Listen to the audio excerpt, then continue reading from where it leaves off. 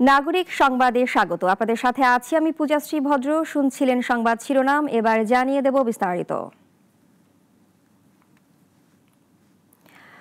জাকসু নির্বাচনে প্রচারণার 10ম দিনে 9 দফা ইশতেহার প্রকাশ করেছে জাবি ছাত্র শিবির মনোনীত প্যানেল সমন্বিত শিক্ষার্থী জোট। দুপুরে বিশ্ববিদ্যালয়ের বটতলায় সংবাদ সম্মেলন করে 9 দফা ইশতেহার পাঠ করেন শিবির মনোনীত প্যানেল সমন্বিত শিক্ষার্থী জোটের ভিপি প্রার্থী আরিফুল্লাহ। ইশতেহারে গুরুত্ব দেওয়া হয়েছে জুলাই অভ্যুত্থানে জাবির ভূমিকা, একাডেমিক বিভিন্ন সমস্যার সমাধান, আবাসিক হল ব্যবস্থা, খাদ্য, নারী নিরাপত্তা, পরিবহন সহ বিভিন্ন বিষয়। এ সময় প্যানেলের অন্যান্য প্রার্থী ও ইসলামী ছাত্র শিবির জাবি শাখার নেতাকর্মীরা উপস্থিত ছিলেন। জুলাই পরবর্তী নতুন বাংলাদেশে গণতান্ত্রিক ক্যাম্পাস গড়ার লক্ষ্য প্রত্যয়ে লড়াই সংগ্রামের সোচ্চার ভূমিকা পালনকারী শিক্ষার্থীদের নিয়ে সমন্বিত শিক্ষার্থী জোট প্যানেলে আমরা একত্রিত হয়েছি। একটি শিক্ষাবান্ধব, শান্তিপূর্ণ ও পেশিবাদ মুক্ত ক্যাম্পাস গড়তে আমরা প্রতিশ্রুতিবদ্ধ। সমন্বিত শিক্ষার্থী জোটের এই নির্বাচনী ইশতেহার সেই প্রতিশ্রুতিরই এক অনবদ্য দলিল। আমরা নির্বাচিত হলে ইশতেহারের চিহ্নিত মৌলিক প্রয়োজনগুলো বিশ্ববিদ্যালয় প্রশাসনের কাছ থেকে আদায় করব ইনশাআল্লাহ। আমাদের 9 দফা ইশতেহার রয়েছে। আমি ইশতেহারগুলো সংক্ষেপে একবার বলি। চানখারপুল হত্যা মামলায় শহীদ আনাসের মা ট্রাইব্যুনালের সাক্ষ্যতে শেখ হাসিনা, আসাদুজ্জামান খান কামাল ও চৌধুরী আবদুল্লাহ আল মামুনের ফাঁসির দাবি করেছেন। বিচারপতি গোলাম মর্তুজা মজুমদারের নেতৃত্বে 3 সদস্যের ট্রাইব্যুনাল 1-এ শহীদ আনাসের মা সঞ্জিদা খান দীপ্তি ছেলে হত্যার বিচার চেয়ে এই সাক্ষ্য দেন। ট্রাইব্যুনালে সাক্ষ্য দিতে গিয়ে কান্নায় ভেঙে পড়েন আনাসের মা। এ সময় তিনি হত্যার পরিবর্তে হত্যার দাবি করে শেখ হাসিনা, আসাদুজ্জামান খান কামাল ও চৌধুরী আবদুল্লাহ আল মামুনের ফাঁসির রায় দাবি করেন। আনাসের বাবাও তার সাক্ষ্যে আনাসের লিখে যাওয়া চিঠি পড়ে শোনান। 2024 সালের 5 আগস্ট চানখারপুলে শিক্ষার্থী আনাস সহ 6 জন পুলিশের গুলিতে নিহত হন। ট্রাইব্যুনালের কাছে উনি ওনার সন্তান সহ যাদেরকে নির্বিচারে এই আন্দোলনে হত্যা করা হয়েছে সকলের জন্য বিচার চেয়েছেন এবং আসামিদের ফাঁসি চেয়েছেন।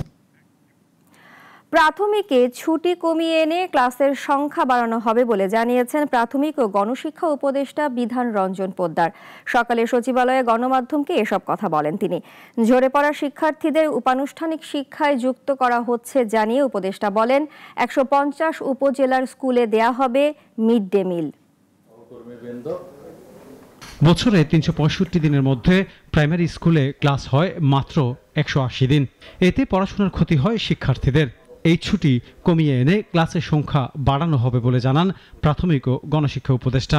এছাড়া 16 বছর পর প্রাথমিকের বৃত্তি পরীক্ষার সিদ্ধান্ত নেওয়া হয়েছে।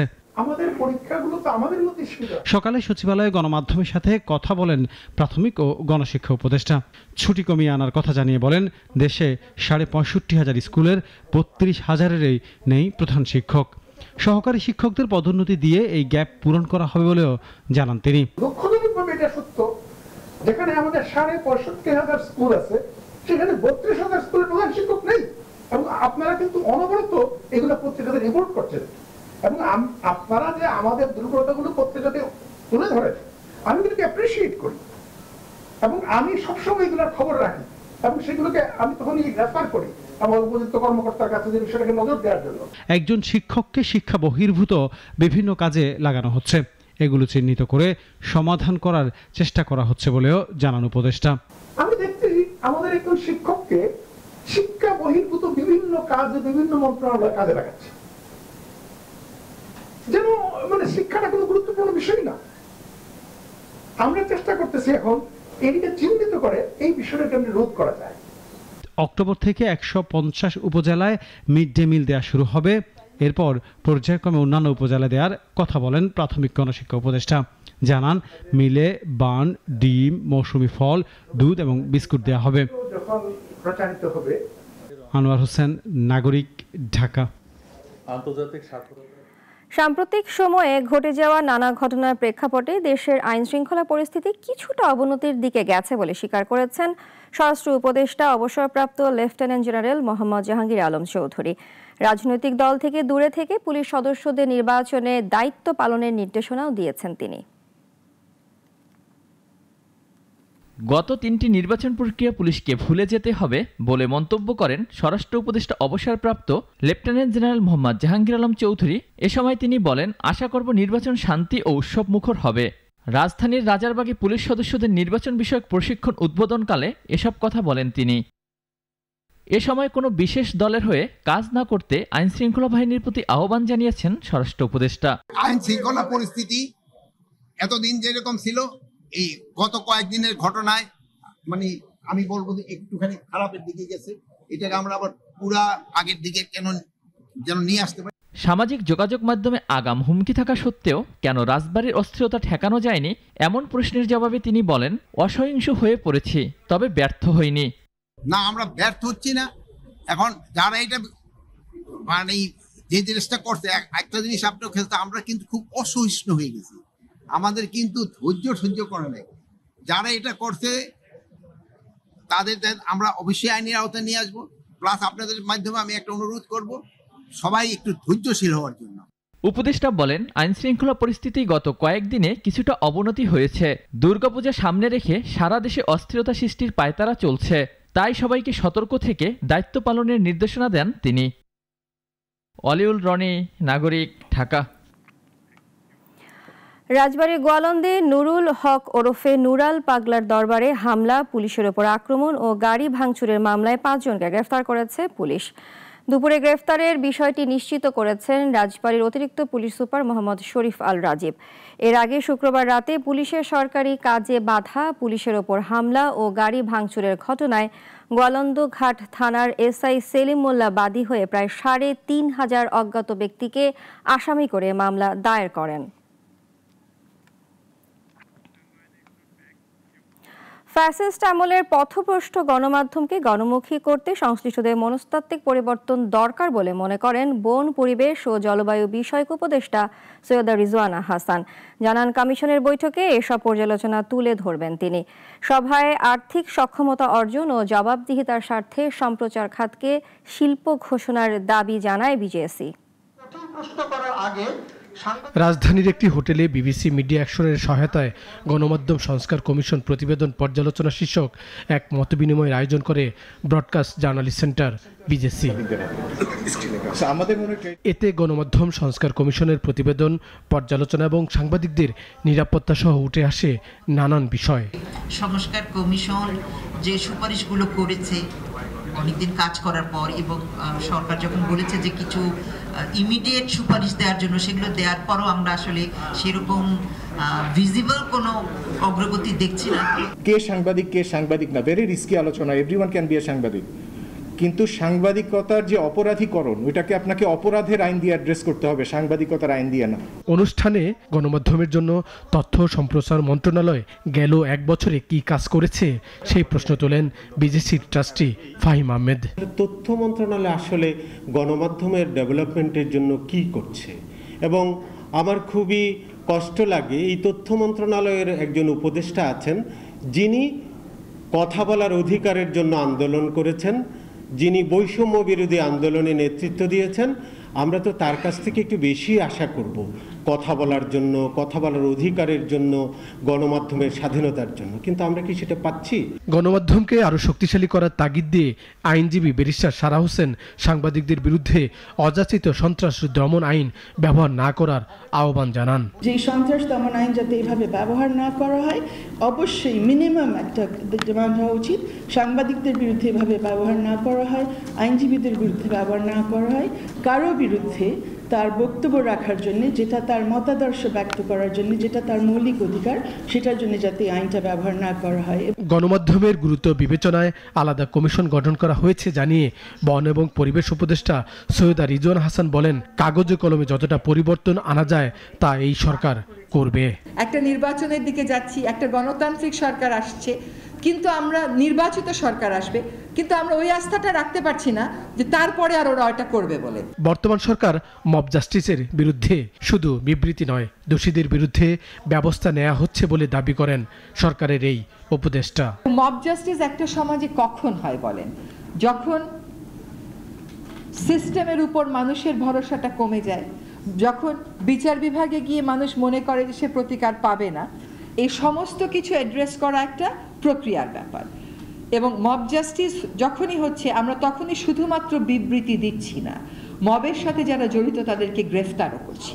গণতন্ত্রের প্রয়োজনে গণমাধ্যমের বিভিন্ন সংস্কারের প্রয়োজনীয়তার কথা উঠে আসে আলোচনায়।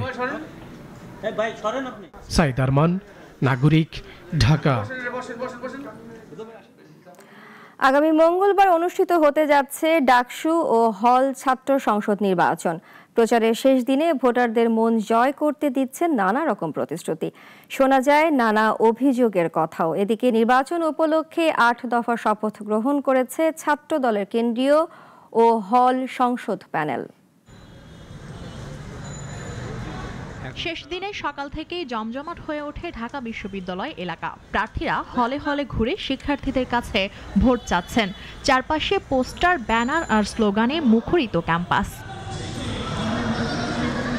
এদিন অভিযোগ তোলেন শিবির সমর্থিত ঐক্যবদ্ধ শিক্ষার্থী জোটের ভিপি প্রার্থী সাদিক কায়েম। তার দাবি, ভোট দিতে শিক্ষার্থীদের পরিবারের মাধ্যমে ভয় ভীতি দেখানো হচ্ছে। আমাদের অন্যান্য যে নারী প্রার্থীরা আছে তাদের বিরুদ্ধে ক্রমাগত সাইবার বুলিং হচ্ছে, তাদের বিরুদ্ধে স্ল্যাট শেমিং হচ্ছে, তাদের বাড়িতে গিয়ে পরিবারকে হুমকি দেওয়া হচ্ছে। বিশ্ববিদ্যালয় প্রশাসনকে আমরা জানিয়েছি, কিন্তু এখন পর্যন্ত তারা কোনো ধরনের কার্যকর ব্যবস্থা গ্রহণ করতে পারেনি। তবে তিনি আশাবাদ ব্যক্ত করেন শিক্ষার্থীরা ব্যালট বিপ্লব ঘটিয়ে এই ষড়যন্ত্র প্রতিহত করবে। উপস্থিত আছেন বাংলাদেশ জাতীয়তাবাদী। এদিকে দুপুরে ছাত্র দলের প্যানেল পাঠ করে 8 দফা শপথ। এতে গেস্ট রুম প্রথা উৎখাত, নারীদের নিরাপত্তা, বৈধ সিটের নিশ্চয়তা, অনলাইন সুরক্ষা এবং মর্যাদাপূর্ণ বিশ্ববিদ্যালয় গড়ার অঙ্গীকার রাখা হয়। 8ম দফায় তারা প্রতিশ্রুতি নয় বরং অঙ্গীকারে প্রতিজ্ঞাবদ্ধ থাকার ঘোষণা দেয়। এদিকে সকল শিক্ষার্থীদের ভোট প্রদান নিশ্চিত করতে নেওয়া হচ্ছে বিশেষ ব্যবস্থা, জানান চিফ রিটার্নিং কর্মকর্তা। প্রচার শেষ হলেও এখন শিক্ষার্থীদের অপেক্ষা ভোট যুদ্ধের। আগামী দিনের ভোটে নির্ধারিত হবে কাদের হাতে উঠছে ডাকসুর নেতৃত্ব। মুনিয়া জ্যোতি, নাগরিক, ঢাকা। পাবনার বেড়া-সাথিয়া সংসদীয় আসন পুনর্বহালের দাবিতে ঢাকা পাবনা মহাসড়ক অবরোধ করে বিক্ষোভ করেছেন বেড়া উপজেলার বাসিন্দারা। স্থানীয় সাধারণ মানুষ ছাড়াও অবরোধে অংশ নেন উপজেলা বিএনপি ও অঙ্গ সংগঠনের নেতাকর্মীরা। সকাল থেকে বেড়ার সিএনবি মোড়ে ঢাকা পাবনা মহাসড়ক অবরোধ করেন আন্দোলনকারীরা। তাদের দাবি, সম্পূর্ণ অন্যায়ভাবে পাবনা 1 আসনকে ভাগ করা হয়েছে। অবরোধে নেতৃত্ব দিচ্ছেন বেড়া পৌর বিএনপি সভাপতি ফজলুর রহমান ফকির, সিনিয়র সহসভাপতি সাজেদুল ইসলাম বিপু সহ অন্যান্য নেতারা। আসন পুনর্বহাল করা না হলে দীর্ঘ আন্দোলনের হুঁশিয়ারিও দেন তারা। দীর্ঘ 50 বছর ধরে এই আসন, এই বেড়া-সাথিয়ার যে আসন ছিল, একটা ঐতিহ্যবাহী। এখন আমরা 73 সন থেকে আজ পর্যন্ত দেখতেছি যে একটাই আসন। আমরা হৃদ্যতার সাথে একইভাবে বসবাস করতেছি, একই সুন্দরভাবে পরিবেশে নির্বাচন করতেছি। জনগণের মনোভাবটা বুঝতে হবে।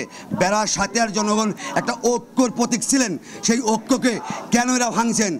বেড়ার লোকই 68 পাবনা 1-এ নেতৃত্ব দিয়েছেন, আমরা সেই নেতৃত্বটা ফিরে পেতে চাই। আমরা পুরো প্রস্তুতি নিয়ে রাখছি যেন কোনো ধ্বংসাত্মক কর্মকাণ্ড না ঘটে। ব্রাহ্মণবাড়িয়ার বিজয়নগরের সংসদীয় আসনের সীমানা পুনর্বিন্যাসের প্রতিবাদে মহাসড়ক অবরোধ করেছেন স্থানীয়রা। এতে ঢাকা সিলেট মহাসড়কের উভয় পাশে দীর্ঘ যানজট তৈরি হয়। ব্রাহ্মণবাড়িয়া 3 সংসদীয় আসন থেকে বিজয়নগর উপজেলার 2টি ইউনিয়নকে বাদ দিয়ে ব্রাহ্মণবাড়িয়া 2 আসনের সাথে যুক্ত করায় বিক্ষোভ কর্মসূচি পালন করছেন স্থানীয়রা। সকাল থেকে চান্দোরা এলাকায় ঢাকা সিলেট মহাসড়ক অবরোধ করেছেন তারা। স্থানীয়রা জানান, স্বাধীনতার পর থেকে তিতাস পূর্বাঞ্চলের 10টি ইউনিয়নকে নিয়ে বিভিন্নভাবে অবহেলিত করে রাখা হয়। এখনও বিজয়নগর উপজেলাকে দ্বিখণ্ডিত করার চক্রান্ত চলছে। আগের আসন বহাল রাখার দাবি জানান বিক্ষুব্ধরা। আমরা সব সময় সুসংগঠিত ছিলাম, কিছু দালাল এবং কুচক্রী মহল আমাদের আন্তরিকতা এবং আমাদেরকে বিভক্তি করতে চাই। আমরা এটা কোনোভাবে মানতে রাজি না। কোনো দোকানপাট চলবে না, রেলপথ চলবে না, নৌপথ চলবে না। ব্রাহ্মণবাড়িয়ার মানুষের শরীরে যুদ্ধের রক্ত, এই রক্ত যুদ্ধ করে হারতে পারে না। জয় আমাদের নিশ্চিত। আপনারা আমাদের সর্বোচ্চ সতর্কতা, বিচক্ষণতা ও নিরপেক্ষভাবে সীমানা পুনর্নির্ধারণ করা হয়েছে। কোনো আদালতে বা অন্য কোনো কর্তৃপক্ষের কাছে প্রশ্ন তোলার সুযোগ নেই বলে জানিয়েছে নির্বাচন কমিশনার আনোয়ারুল ইসলাম সরকার। দুপুরে আগারগাঁওয়ে নির্বাচন ভবনে নিজ কার্যালয়ে সাংবাদিকদের সঙ্গে আলাপকালে তিনি এসব কথা বলেন। সেই আইন অনুযায়ী সীমানা পুনর্নির্ধারণের কোনো সুযোগ ছিল না। তখন একটা উপধারা সংশোধন হয়েছে। সেই সংশোধনীর প্রেক্ষিতেই কমিশন যেই অ্যাপ্লিকেশনগুলো ছিল সেই অ্যাপ্লিকেশনগুলোর বক্তব্য বিবেচনায় কারোর কোনো আপত্তি আছে কিনা, কারোর কোনো পরামর্শ আছে কিনা সেই বিষয়ে আমরা একটা টাইম নির্ধারণ করে বিজ্ঞপ্তি জারি করি। নারায়ণগঞ্জে মেট্রো রেলের দাবিতে মানববন্ধন করেছে বিভিন্ন রাজনৈতিক দল ও পেশাজীবী সংগঠনের নেতাকর্মীরা। দুপুরে ওয়ার্কিং ফর বেটার নারায়ণগঞ্জ সংগঠনের ব্যানারে শহরের চাষারায় নারায়ণগঞ্জ প্রেস ক্লাবের সামনে এই মানববন্ধন হয়। মানববন্ধনে বিভিন্ন রাজনৈতিক দল ও পেশাজীবী সংগঠনের নেতারা বক্তব্য রাখেন।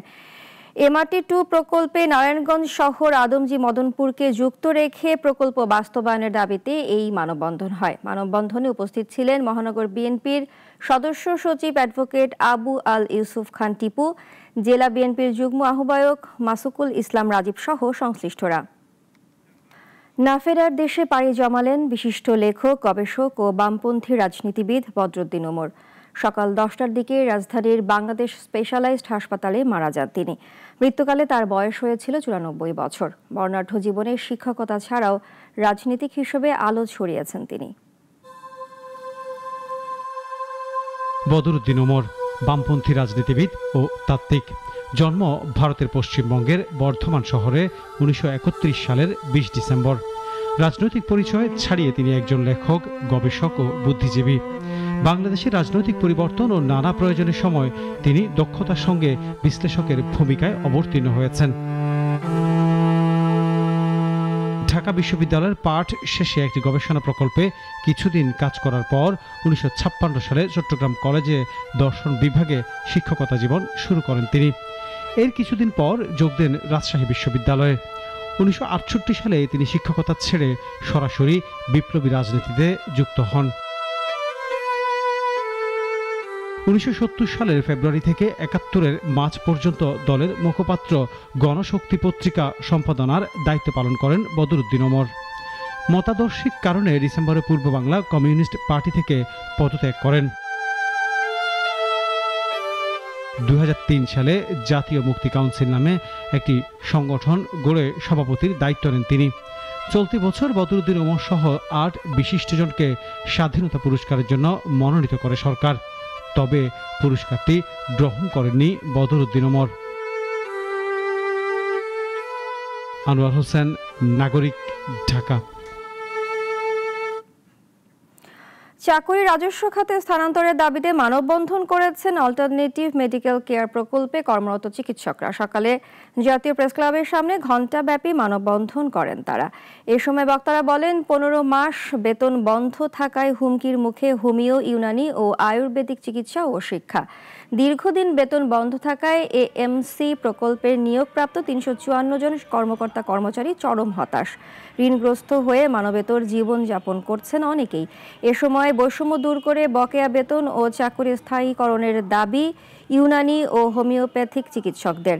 Unani Ayurveda doctors association of বাংলাদেশের সভাপতি ডাক্তার মির্জা লুৎফর রহমান লিটনের সভাপতিত্বে মানববন্ধনে প্রায় শতাধিক চিকিৎসক অংশ নেন। রাশিয়ার ক্ষেপণাস্ত্র হামলায় ইউক্রেনের মন্ত্রিসভা ভবন ক্ষতিগ্রস্ত হয়েছে। 2022 সালে রাশিয়ার সামরিক অভিযান শুরুর পর এটি প্রথম এমন ঘটনা। রাশিয়ার ক্ষেপণাস্ত্র ও ড্রোনের জন্য কিয়েভের কেন্দ্রের ঠিক এ স্থানে আঘাত করা খুবই বিরল ঘটনা, কারণ এ এলাকায় শক্তিশালী বিমান প্রতিরক্ষা ব্যবস্থা মোতায়েন আছে। দেশটির প্রধানমন্ত্রী ইউলিয়া সিরিদেনকো হামলার বিষয়টি নিশ্চিত করেছেন। ইউক্রেনীয় বিমান বাহিনী জানায়, শনিবার রাতে রাশিয়ার রাজধানী কিয়েভে 800টিরও বেশি ড্রোন ও ক্ষেপণাস্ত্র নিক্ষেপ করে, যা একটি রেকর্ড সংখ্যা। এসব হামলার মধ্যে 9টি ক্ষেপণাস্ত্র ও 56টি ড্রোন মোট 37টি স্থানে আঘাত হেনেছে। জাপানের প্রধানমন্ত্রী শিগেরো ইশিবা পদত্যাগ করার সিদ্ধান্ত নিয়েছেন। নির্বাচনী পরাজয়ের কয়েক সপ্তাহ পর এই ঘোষণা দিলেন তিনি। সম্প্রতি পার্লামেন্টের উচ্চকক্ষ নির্বাচনে এলডিপি কমিতো জোট সরকার সংখ্যাগরিষ্ঠতা হারায়। এরপর থেকেই মূলত দলের মধ্যে বিভাজনের আতঙ্ক তৈরি হয়েছে, আর এরই জেরে শিগেরো ইশিবার পদত্যাগের দাবি জোরালো হয়। লিবারেল ডেমোক্রেটিক পার্টির বিভাজন ঠেকাতে পদত্যাগ করতে যাচ্ছেন জাপানের প্রধানমন্ত্রী। গত সপ্তাহেও ইশিবা পদে থাকবে বলে জানিয়েছিলেন। অর্থনীতি সহ বিভিন্ন চ্যালেঞ্জ মোকাবেলায় মনোযোগী হওয়ার প্রতিশ্রুতি দিয়েছিলেন তিনি।